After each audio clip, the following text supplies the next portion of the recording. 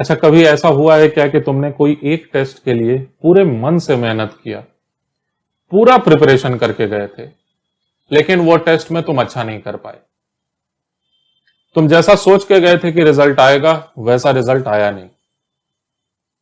अच्छा, अगर ऐसा हुआ है, मोस्ट प्रोबेबली ऐसा हुआ ही होगा तुम्हारे साथ। अगर ऐसा हुआ है तो उस टेस्ट के तुरंत बाद फिर तुमने क्या किया? तुम अपने एनर्जी को इकट्ठा किए फिर से और नेक्स्ट वाले टेस्ट के लिए लग गए दोबारा। तुम जी जान से मेहनत किए सेकंड वाले टेस्ट के लिए, लेकिन फिर भी तुम जैसा इंप्रूवमेंट सोच के गए थे वैसा हुआ नहीं। तुम सोचे थे पिछले बार 40% आया, इस बार तो 80% आएगा। हुआ क्या? पिछले बार 40% आया था, इस बार 45% आया। इंप्रूवमेंट आया, लेकिन उतना जितना एक्सपेक्ट करके गए थे तुम, उतना नहीं आया। अगर ऐसा हुआ है तुम्हारे साथ, तो यह वीडियो प्रिसाइजली तुम्हारे लिए ही है। इस बात को हमें समझने की जरूरत है कि एक टेस्ट से दूसरे टेस्ट के बीच में कैसे बेहतरीन तरीके से इंप्रूवमेंट को लाया जा सकता है।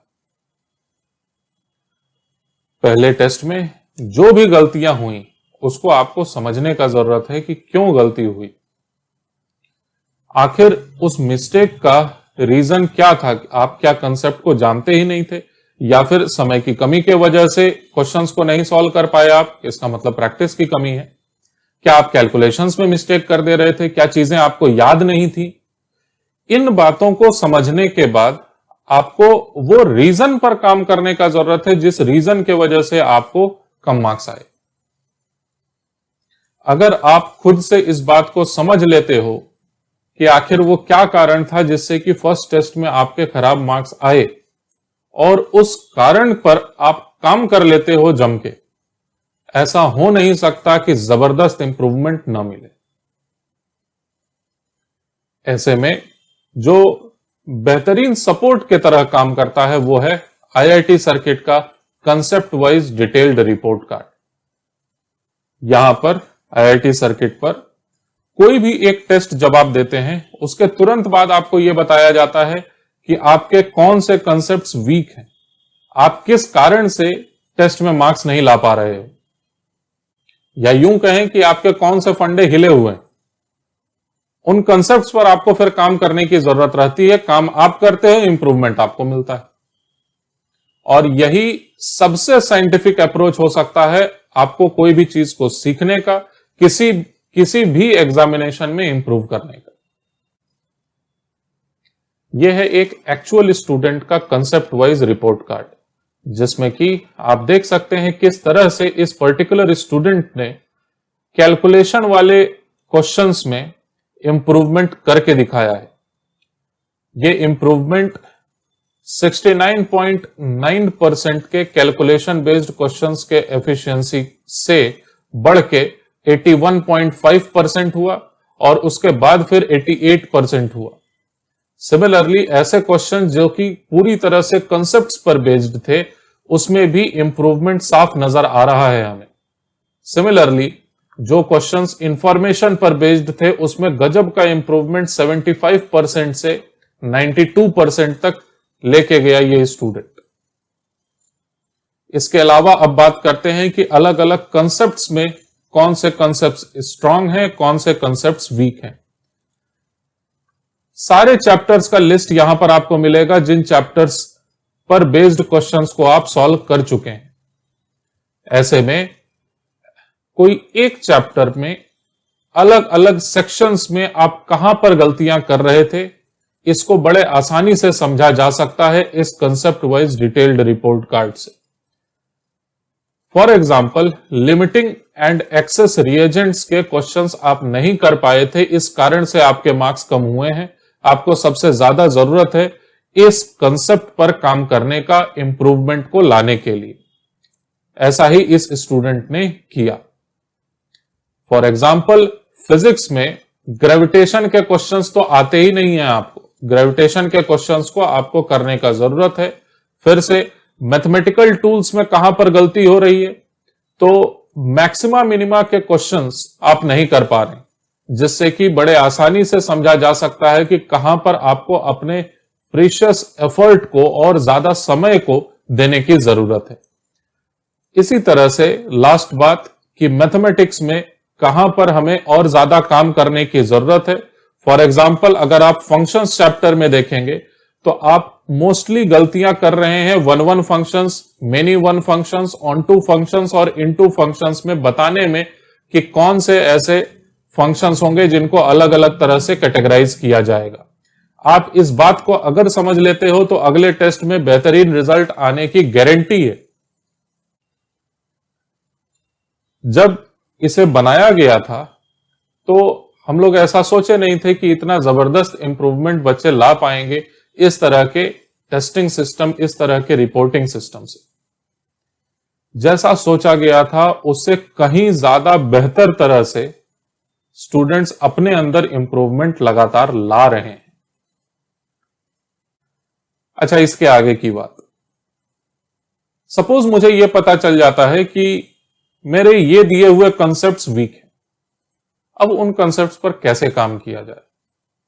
तो बच्चों, ये तो आप भी समझते होंगे कि किसी भी एक चीज को सीखने का सबसे बेस्ट पॉसिबल अप्रोच ये हो सकता है कि जब उस कंसेप्ट को, उस चैप्टर को, उस थ्योरम को, उस डेरिवेशन को, जो कुछ भी है वो, उसे जब पहली बार बताया गया था उसी वक्त आप पूरे अटेंशन के साथ, पूरे फोकस के साथ उस चीज को सीख लें। यही सबसे बेस्ट अप्रोच हो सकता है किसी भी कंसेप्ट को सीखने का। और जब वो चीज बताया गया आपको तो उसी कंसेप्ट पर आधारित क्वेश्चंस को तुरंत का तुरंत प्रैक्टिस भी कर लें, जिससे आपकी अंडरस्टैंडिंग स्ट्रांग हो जाए ऑन द फर्स्ट प्लेस। ऐसा करने के लिए आईआईटी सर्किट आपको देता है एक कोर्स जिसमें कि लगातार हर लेक्चर के तुरंत बाद आप उसी लेक्चर पर बेस्ड क्वेश्चंस को सॉल्व करने का मौका मिलता है आपको। आप जैसे ही एक क्वेश्चन को सॉल्व करते हैं तुरंत वहीं पर डिटेल्ड सॉल्यूशन में आपको बताया जाता है कि किस तरह से इस क्वेश्चन को सॉल्व किया जाना चाहिए था। इस तरह से आप जो एक लेक्चर में सीखते हैं वो चीजें आपके दिमाग में पक्का हो जाती हैं, बस आपको रिवीजन का फिर जरूरत पड़ता है। आप जितना एफर्ट पहले लगा रहे थे आपको एग्जैक्टली उतना ही एफर्ट या उससे कम ही एफर्ट इस बार लगाना पड़ता है, लेकिन आपको रिजल्ट में गारंटीड इंप्रूवमेंट मिलता है। अच्छा, इसके भी आगे की बात, कई ऐसे कॉन्सेप्ट्स होते हैं साइंस में जिसको सीख पाना क्लासरूम में पॉसिबल नहीं होता, ना तो आप उनको क्वेश्चंस को सॉल्व करते करते सीख सकते हैं। ऐसे कॉन्सेप्ट्स को सीखने के लिए जरूरत पड़ता है हमें खुद से अपने हाथों से एक्सपेरिमेंट्स को करने का। आईआईटी सर्किट लर्निंग प्लेटफॉर्म पर हमारा अपना लेबोरेटरी है जिस पर कि आप एक्सपेरिमेंट्स को खुद से करके देख सकते हैं ऑनलाइन। विश्वास नहीं हो रहा होगा, इसी के लिए मैं 2 एग्जांपल्स आपको देता हूं कि किस तरह से आप एक्सपेरिमेंट्स को कर सकते हैं। पहले एग्जांपल में हम लोग समझने की कोशिश करेंगे कि रेजिस्टर्स का कॉम्बिनेशन किस तरह से होता है व्हीटस्टोन ब्रिज को बनाने के लिए। कोर्सेज में जाके आप फिजिक्स लेबोरेटरी में एंटर करते हो और मैं सर्किट बिल्डिंग एंड एनालिसिस को ओपन किया। यह हमारे सामने है एक लेबोरेटरी जहां पर कि हम लोग कंस्ट्रक्ट कर सकते हैं एक सर्किट को। ये रजिस्टर को मैं कनेक्ट किया, यहां पर वायर फिर से लगाया, एक और वायर को मैं लगाया यहां पर, और फिर से एक रजिस्टर लगाया। ये ऊपर के 2 रजिस्टर्स हो गए। उसके बाद फिर सिमिलरली वायर्स को फिर से मैं कनेक्ट किया, फिर से रजिस्टर लगाया। और अगर आप अभी तक पढ़े हुए होंगे व्हीटस्टोन ब्रिज किस तरह से काम करता है तो आप समझेंगे अच्छे से। अगर आप कैपेसिटर्स में भी सीखे हुए होंगे तो लगभग कंसेप्ट वही है, बस कैपेसिटर्स के जगह रजिस्टर आ जाता है। इस तरह से 2 पैरेलल सेट ऑफ रजिस्टर्स मैं कनेक्ट कर दिया। इसके बाद फिर मैं बैटरी को कनेक्ट करने जा रहा हूं जो कि करंट को प्रोवाइड कर रहा होगा इस पूरे सर्किट में।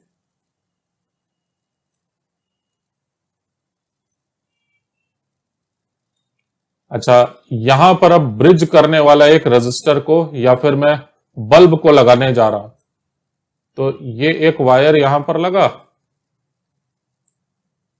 एक दूसरा वायर यहां पर लगा, इसको थोड़ा नीचे कर देते हैं।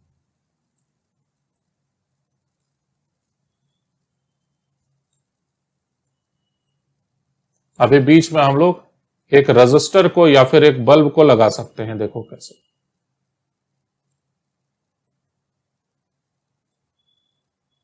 ठीक है, ये बल्ब लगा हुआ है यहां पर। अब मैं कनेक्ट करने जा रहा हूं एक बैटरी को, लेकिन उससे पहले तुम समझ लो कि किस तरह से इसका सर्किट डायग्राम बनाया गया। ये सेंटर में एक बल्ब है, सेंटर में एक बल्ब है यहां पर, और ये दो रजिस्टर्स ऊपर के ब्रांचेस में, नीचे के दो ब्रांचेस में दो रजिस्टर्स, और यहां पर सबसे लास्ट में मैं बैटरी को कनेक्ट करने के लिए जा रहा हूं। बैटरी को मैं यहां पर कनेक्ट कर दिया। करंट इस तरह से कंस्टिट्यूटेड होगा, करंट इस तरह से कंस्टिट्यूटेड होगा, और इस बल्ब में कोई करंट जा ही नहीं रहा है, चार्जेस का फ्लो इस बल्ब में होना ही नहीं है। जबकि अगर मैं ऐसा कर दूं कि इस पर्टिकुलर रजिस्टर का रेजिस्टेंस अगर मैं इंक्रीज कर दूं, तो इस बल्ब में करंट कंस्टिट्यूटेड होने लगेगा, इलेक्ट्रॉन्स का फ्लो इस तरह से हो रहा है। लेकिन अगर मैं इस पर्टिकुलर रजिस्टर का रेजिस्टेंस को जैसा पहले हुआ करता था उतना मैं फिर से वैल्यू सेट कर देता हूं, 10 ओम था जहां तक मुझे याद है, तो 10 ओम का रेजिस्टेंस, 10 ओम का रेजिस्टेंस, यहां पर भी 10 ओम का रेजिस्टेंस, यहां पर भी 10 ओम का रेजिस्टेंस। ऐसे केस में इस बल्ब में कंस्टिट्यूटेड करंट होगा 0। ये ब्रिजिंग रेजिस्टर के तरह बिहेव कर रहा है। यहां पर अगर रेजिस्टेंस को मैं 10 ओम के बजाय 20 ओम अगर सेट कर देता हूं, तो आप देख सकते हैं कि करंट कंस्टिट्यूटेड है इस बल्ब में। लेकिन जैसे ही मैं दूसरे इस वाले रजिस्टर में भी रेजिस्टेंस को 20 ओम अगर सेट कर देता हूं, तो दोबारा से रेशियो मेंटेन हो गया 20:20, यहां पर 10:10। इन दोनों ही रजिस्टर्स का रेजिस्टेंस 10 ओम है, 10:10, और यहां पर 20:20। अगर ऐसा balanced case of Wheatstone bridge बनेगा, तो इस बैटरी के, इस बल्ब के अंदर में करंट कंस्टिट्यूटेड 0 होगा। यह पहला एग्जांपल था जो हम लोगों ने एक्चुअली में करके देखा। यहीं पर चलो और भी समझने की कोशिश करते हैं। तुम्हारे लिए यह चैलेंज है कि इसको समझ के दिखाओ कि ऐसा क्यों हो रहा है कि बैटरी और बल्ब के पोजीशंस को अगर मैं इंटरचेंज कर दे रहा हूं, अगर मैं बल्ब को बैटरी की जगह लगा दिया और साथ में बल्ब के जगह बैटरी को लगा दिया, तो भी इस बल्ब में करंट कंस्टिट्यूटेड 0 है। इस गजब के फिनोमिना को आप कोशिश करिए खुद से समझने का। आप ये समझ पाएंगे अगर, तो बहुत अच्छी बात होगी कि ये अभी भी एक balanced case of Wheatstone bridge he represent कर रहा है। मीटर ब्रिज एक्सपेरिमेंट, पोटेंशियोमीटर, सब कुछ इस लेबोरेटरी में किया जा सकता है। यह पहला एग्जाम्पल था। दूसरा एग्जाम्पल हम लोग लाइट के रिफ्लेक्शन रिफ्रैक्शन के बारे में डिस्कशन कर रहे होंगे। सेकेंड एग्जाम्पल में दोबारा से हम लोग समझने की कोशिश करेंगे कि लाइट किस तरह से बेंड करती है किसी एक प्रिज्म के वजह से। तो ये एक सोर्स ऑफ लाइट है और यहां पर लाइट बीम इस तरह से जा रही है स्ट्रेट लाइन में। अगर बीच रास्ते में एक प्रिज्म आ जाता है तो इस प्रिज्म से लाइट पास करने के बाद इस तरह से बेंड हो जाती है। हम लोग यहां पर एक्सपेरिमेंट से यह समझने की कोशिश करेंगे कि अलग अलग ओरिएंटेशन पर जो बेंडिंग ऑफ लाइट होता है उसका वैल्यू क्या होता है और किस पर्टिकुलर ओरिएंटेशन के लिए बेंडिंग ऑफ लाइट मिनिमम होता है। तो ये देखो और ज्यादा बेंडिंग होने लगा लाइट का, ये थोड़ा सा कम बेंडिंग हो रहा है अब लाइट का। और ये एक स्पेशल सिचुएशन देखो आ गया, ये सिचुएशन, जस्ट ये सिचुएशन एक ऐसा सिचुएशन रिप्रेजेंट कर रहा है जो कि रिप्रेजेंट करता है मिनिमम एंगल ऑफ डेविएशन। जो लाइट का बेंडिंग हुआ है अपने स्ट्रेट पाथ से, वो बेंडिंग मिनिमम पॉसिबल है यहां पर। ये दो नॉर्मल्स अगर बनाते हैं तो ये एंगल ऑफ इंसिडेंस, ये एंगल ऑफ इमर्जेंस, और इस स्पेशल सिचुएशन में angle of incidence, angle of emergence दोनों का ही वैल्यू इक्वल होता है। ऐसे स्पेशल सिचुएशन में जब डेविएशन ऑफ लाइट मिनिमम हो। इस सिचुएशन में दोनों एंगल सेम होंगे ऐसा नहीं है, इस सिचुएशन में भी दोनों एंगल सेम होंगे ऐसा नहीं है, लेकिन एक ऐसा सिचुएशन जब मिनिमम डेविएशन हो रहा होगा लाइट का, ऐसे सिचुएशन में angle of incidence, angle of emergence equal होता है। इसको हम लोग क्लियरली विजुअलाइज कर सकते हैं इस आईआईटी सर्किट के लेबोरेटरी में। आईआईटी सर्किट एकमात्र ऐसा लर्निंग सिस्टम है जो पूरी तरह से फोकस्ड है आपके लर्निंग, आपके इंप्रूवमेंट पर। अगर आप थोड़े से भी सिंसियर हैं तो गारंटीड है इस बात की कि आप जो इमेजिन कर सकते हैं इंप्रूवमेंट, उससे कहीं ज्यादा इंप्रूवमेंट यह आपके साथ मिलकर ला सकता है। आईआईटी सर्किट को ज्वाइन करने के लिए आप गूगल के सर्च इंजन में जाएं और वहां टाइप करें आईआईटी सर्किट। यहां पर जो सबसे पहला ही रिजल्ट आपको मिलेगा उसी पर क्लिक करते ही आप होम पेज पर पहुंचेंगे आईआईटी सर्किट के।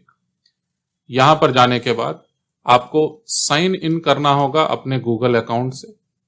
गूगल अकाउंट से साइन इन करते ही आप डैशबोर्ड के ऑप्शन को देख पा रहे होंगे। यहां पर गूगल से साइन इन करने के लिए हो सकता है आपको अपना गूगल मेल का, जीमेल का आईडी और पासवर्ड आपको देना हो। डैशबोर्ड में जाने के बाद आपके पास ऑप्शन आएगा अपने प्रोफाइल को कंप्लीट करने का, जहां पर कि आपको अपना फोन नंबर सेट करने के बाद ओटीपी को रिसीव करना है। ये मेरा फोन नंबर है, आप इस पर चाहें तो मुझे कॉल या व्हाट्सएप भी कर सकते हैं। मैं पूरी कोशिश करूंगा रिप्लाई करने का। ओटीपी को सबमिट करते ही मेरे पास ऑप्शन आएगा कोचिंग को एंटर करने के लिए। मैं किसी कोचिंग में पढ़ता नहीं हूं तो नो कोचिंग लिखा। मैं 12th क्लास को पास कर चुका हूं। मैं वाराणसी में अभी फिलहाल रह रहा हूं। सबमिट कर दिया। सबमिट करने के बाद आपके पास दो ऑप्शंस आएंगे, टेस्ट सीरीज को ज्वाइन करने के लिए या फिर कोर्सेज को ज्वाइन करने के लिए। टेस्ट सीरीज को ज्वाइन करने के लिए ये सभी टेस्ट सीरीज के ऑप्शंस हैं जिस पर आप किसी भी टेस्ट सीरीज में ज्वाइन कर सकते हैं। टेस्ट सीरीज में ज्वाइन करने के बाद आपके पास obviously concept wise detailed report card test के कंप्लीट होते ही आएगा। कोर्सेज पर क्लिक करते ही एक इस तरह से विजन का कोर्स आपके सामने आएगा जो कि 10th जून से ही शुरू हो चुका है। इसमें मैं आपको फिजिक्स पढ़ा रहा हूं लगातार। इसको कंप्लीट 1 ईयर के लिए सब्सक्राइब किया जा सकता है या फिर 1 वीक के लिए ट्रायल भी लिया जा सकता है। ट्रायल पर क्लिक करते ही आपके लिए ये सब्सक्राइब हो जाएगा, वो 1 वीक के लिए है।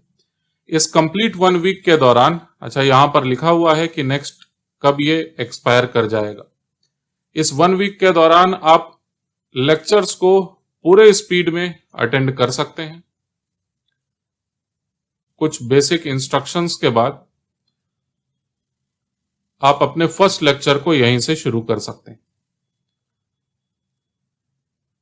फर्स्ट लेक्चर को शुरू करते ही यहां पर आप रिपीट कर लीजिए इसको। वो इस बात का आप लेक्चर को जैसे ही कंप्लीट करते हैं आपके सामने यहां पर क्वेश्चंस आ जाएगा असाइनमेंट नंबर 1, जो आपको असाइनमेंट को सॉल्व करके नेक्स्ट वीडियो लेक्चर तक पहुंचना होगा। मैं फिलहाल रैंडमली मार्क कर रहा हूं। मैं तुरंत देख सकता हूं कि यह डिटेल्ड सॉल्यूशन है इस क्वेश्चन को सॉल्व करने के बाद। इसके अलावा मैं यहां पर से कंप्लीट सब्सक्रिप्शन के लिए भी अप्लाई कर सकता हूं। कंप्लीट सब्सक्रिप्शन को अप्लाई करने के बाद यहां पर एक चेकआउट का पेज आएगा, जहां पर पेमेंट को कंप्लीट करने के बाद 1 ईयर का कंप्लीट सब्सक्रिप्शन मुझे मिल जाएगा। ऑलराइट, आई होप सब कुछ अब आपको IIT सर्किट के बारे में क्लियर है। मैं आपसे ये रिक्वेस्ट करूंगा कि आप सभी इस वीडियो को ज्यादा से ज्यादा लोगों तक शेयर करें।